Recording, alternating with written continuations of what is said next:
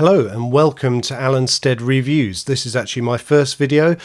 Be sure to hit that subscribe button. So today we're going to be ranking the Beatles albums from worst through to best. Okay, before we go any further, it wouldn't be right not to mention Past Masters.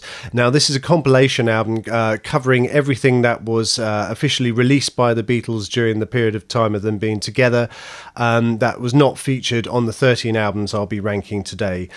This includes 13 singles, including Hey Jude, Paperback Writer, so many more. Now, 3 of those singles are included on albums as different versions. So you've got Get Back, although the superior version is on here, Let It Be and Love Me Do. But you've also got a whole load of B-sides on here as well. More well-known one being Revolution, perhaps, which is a raunchy Lennon song. Then on the more obscure end of the spectrum, perhaps less well-known, you've got The Inner Light, which is a very beautiful George Harrison track with lots of Indian instrumentation. Really beautiful stuff there. And a whole load of stuff just spanning their entire career, basically. You have this and you have those 13 albums. You've got everything that they released. It's an absolute must-have.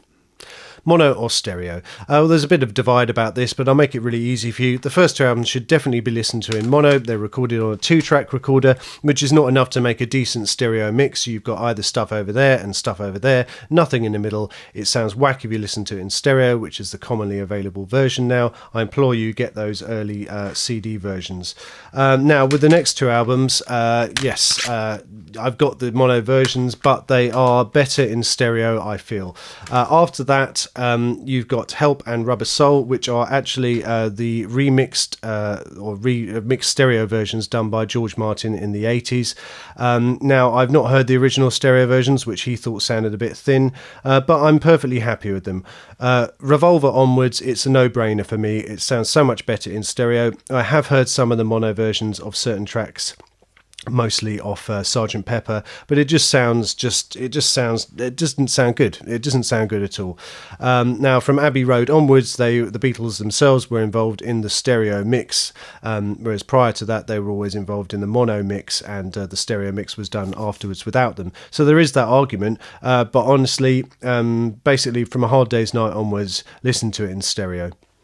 Oh, and quick additional note, From Me to You and its B-side, Thank You Girl, were also recorded on a 2-track like the first 2 albums. So if you want the original mono version of that, get Past Masters Volume 1, the original CD release.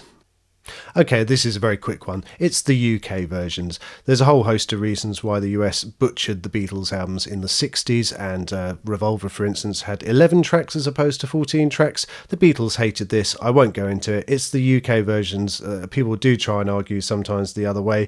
No. When it comes to Magical Mystery Tour, it was released as an LP in the US at the time, and released as an EP in this country, and it wasn't released as an LP in the UK until 1976. There's technical reasons for that. It's now canon. It's now an LP CD release, and that's great. Okay, so you'll notice as we go through my CD collection of Beatles that I've got some of them as remasters and some of them as originals. There's not an awful lot of difference in it. The remasters are perhaps slightly more punchy at points, but equally they can be a little bit too bassy perhaps. They both sound great, both versions, so you can't really go too far wrong. Okay, in at number 13, and probably no surprises here, we have Yellow Submarine, which is the soundtrack to the animated movie of the same name. Now, the second half of this album is the George Martin orchestral stuff that was done for this movie, and that's quite pleasant. Now, the first half, once you discount Yellow Submarine and All You Need Is Love, you're only left with 4 tracks exclusive to this album that are Beatles songs, and none of them are very good. Hey Bulldog is marginally the best, kind of fun, I guess. You've got two very weak George Harrison tracks and a Paul McCartney song. They're all pretty poor, really, for the most part. And I have to say it's one for completionists, so I'm only going to give this a 5 out of 10. In at number 12, we've got For Sale. This follows on a few months after A Hard Day's Night and sees them return to the formula of the first two albums, not so much stylistically, but in terms of track listing, with you've got your 8 original songs and your 6 cover versions. And there's a little bit of a progression forward as well with regards to overdubbing. A Hard Day's Night was the only song of the previous album, really, to my knowledge, that they use sort of overdubs in the studio to sort of flesh out the sound, and they do that a little bit more here. Nothing dramatic. My favourite two of the covers, I would say, are the two that are sung by Ringo and George, incidentally. But I would say a good third of this album is largely sort of forgettable. Not bad, but just nothing great. Favourite track, probably 8 Days a Week or No Reply, which is the opening track. One of the covers would be the weakest one, either Mr. Moonlight or Kansas City, Hey Hey Hey, the sort of medley there. The score for this is going to be 8. A reasonable score there. Number 11, Let It Be. This is the final album to be released by the Beatles, though notably not the final one to be recorded. That was Abbey Road, which was done after this. This was handed over to Phil Spector for completion after the band had largely sort of split up, but not officially. And you've obviously got the classic title track. The single version differs slightly from this. I'm torn between which one's better. You've got the guitar solo is better on this one, and perhaps the production. You've got the lovely wall of sound effect on Across the Universe, and the Long and Winding Road with its beautiful orchestrations. And I've Got a Feeling is probably my other song that I like on this album. The rest of it, though, I'm not a big fan of. It ticks along. You've got the inferior version of Get Back. The much better version is the single version. It's just a bit lackluster, really. 8 out of 10. It feels like an abandoned project that's sort of just being kind of cobbled together. And it's good. It's got some of the stuff they did on the roof, which is cool. So, yeah, whatever. Number 10, With the Beatles. This sticks very much to the formula of the first album. This one is slightly below the first album. It's largely down to the cover versions, which just aren't quite as classic as they are on the first album. And there's a slight progression forward, but nothing much dramatic. It's great fun early Beatles stuff. No criticisms here. Personal favourite track, Till There Was You. It's a lovely acoustic-y song. You've Really Got a Hold on Me is probably my least favourite track. It's an 8.5 though. This is a really good early Beatles album. Great fun to listen to. Number 9. We have Please Please Me, the debut by the Beatles, and this one just tops the last one that I talked about, just because this is the one where they play basically their set list that they were doing down the cavern and before they became famous. This is all the best cover versions are on here for the most part, and it's just classic early Beatles. It's good fun. There's nothing particularly complex going on here. It's just good old-fashioned songwriting, and it's just it's wonderful. My favourite song would have to be I Saw Her Standing There. I don't really have a least favourite one. I wrote down Chains, but yes, yeah. This is 8.5. There's not much in it between this and the one that followed on. Yeah. Number 8, A Hard Day's Night, the first Beatles album of entirely original compositions, and Lennon very much leads the way here for the most part, but you got 3 with McCartney taking lead vocals, which are very good as well.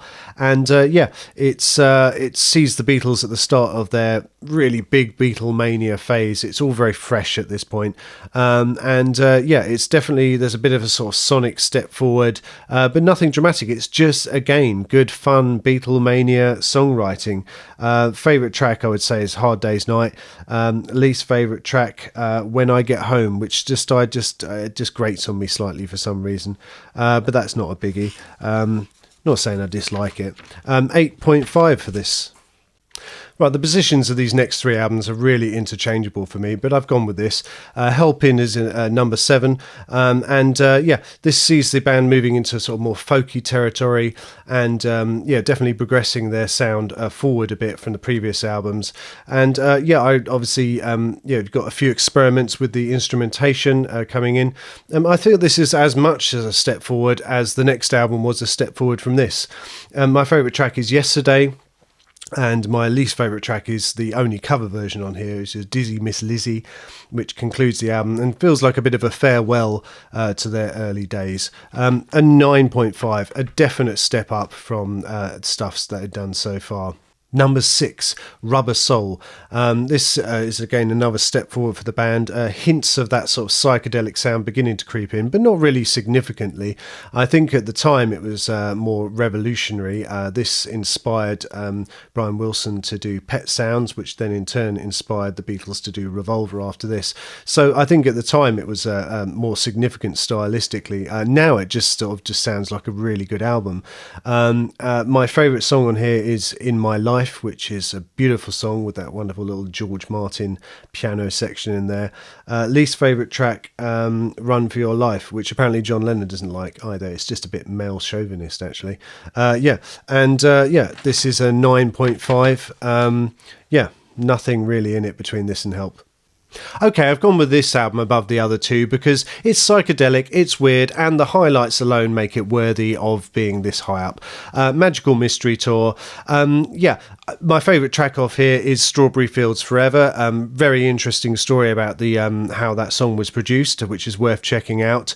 It finishes up this album with All You Need Is Love, which is obviously an absolute classic. The second half of this album is all singles and one B-side, so it just flows perfectly. The first half a little bit more uneven, although it does finish with the terrific I Am the Walrus.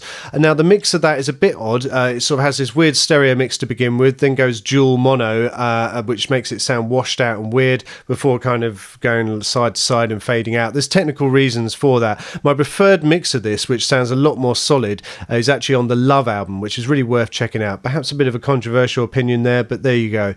Also, Why Is Your Mother Should Know such a high volume in relation to the other tracks? That might just be a remaster thing, but there you go. This is small fry stuff though. It's a really good album.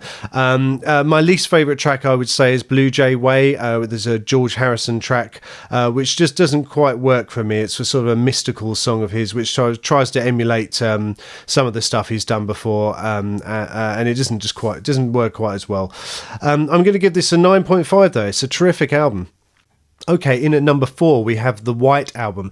Now this is the big double album by the Beatles, and being as it is a double album, it gives each band member plenty of time to go down their own separate avenues of exploration.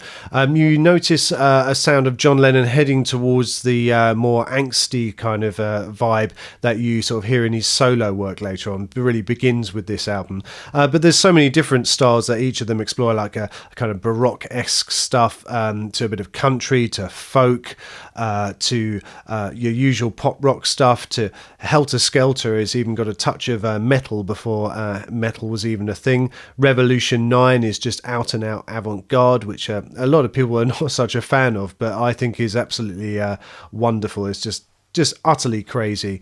Paul McCartney wasn't a fan, but it was more of a John Lennon thing. But yeah, there's so much stuff happening on this album. I think there's a little bit for everyone. My favourite track would be While My Guitar Gently Weeps, which is an excellent George Harrison song, one of my favourites of his. It's got Eric Clapton on lead guitar there. Least favourite would be Why Don't We Do It in the Road. It's just a fairly basic affair.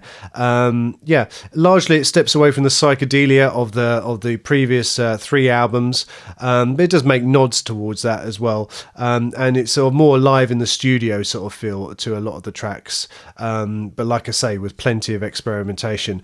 This is a completely easy score, 10 obviously.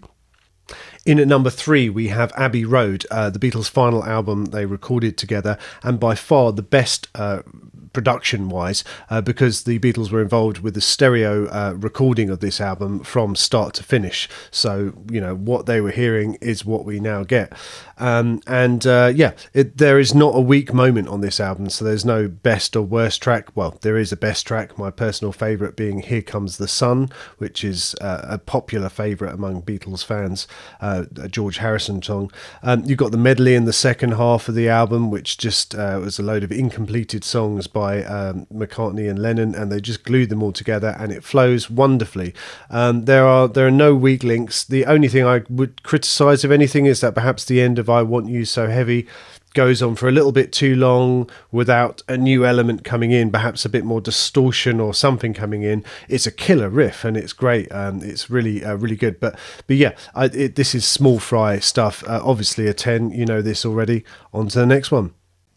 Okay, in at number 2 we have Sgt. Pepper's Lonely Hearts Club Band, which was initially more of a Paul McCartney-led project, but John Lennon makes some very significant contributions here with this sort of psychedelic direction, including Lucy in the Sky with Diamonds and my favourite track on the album, which is A Day in the Life, and that's got a wonderful orchestral climax, which brings the album to a terrific conclusion. You've also got Within You Without You, which is George Harrison track, which sort of builds upon the Indian influence which he explored on Revolver with Love to You, but this time he really sort of builds that into this big orchestral, wonderful sort of Indian-esque orchestras, and that really creates this sort of spiritual moment in the middle of the album, which sort of adds a depth. So the three songwriters here, although like I say, Paul McCartney mainly leading this album, really combine their sort of stuff together and create something that really is fantastic. This is obviously a 10. Revolver. Of course, Revolver. I mean, people talk about Rubber Soul as being a significant step forward, but if that was a significant step, this is a monumental leap. And yes, there are progressions between this and what came afterwards, which was Sgt. Pepper. But this is the point where the Beatles were... What I like about it is they're still kind of the Fab Four. They were still touring at this point, but they were getting sick of it, and this is what they were coming up with in the studio. It still has that sort of very snappy, sort of early sort of Beatles immediacy, but combined with the fact that they're suddenly doing this really experimental stuff. They're stylistically, you really see the split between the three members. You get notably 3 George Harrison tracks, which is proportionally the greatest amount of George Harrison you get on any one album. You get 4 on the White Album, but that's a double album. And of course, it ends with Tomorrow Never Knows, which is so far ahead of its time. I think people just didn't know how far ahead of its time it was until probably about 30 years later. In fact, the Chemical Brothers even paid homage to it with Setting Sun. And there's just sort of sounds going all over the place, that driving beat. I mean, people criticise Ringo's drumming. I think people do less so now because it's just great. It's fantastic. It's obviously the best album, and I'm just going to leave you there. And thank you for listening. Oh, and I wouldn't want you to think that I'm recording this at a different time of day or anything like that, because I forgot to do this earlier. But here's my brother's lovely vinyl copy of Revolver, which looks a lot better to show you than a CD. Be sure to hit that subscribe button, and I will see you soon.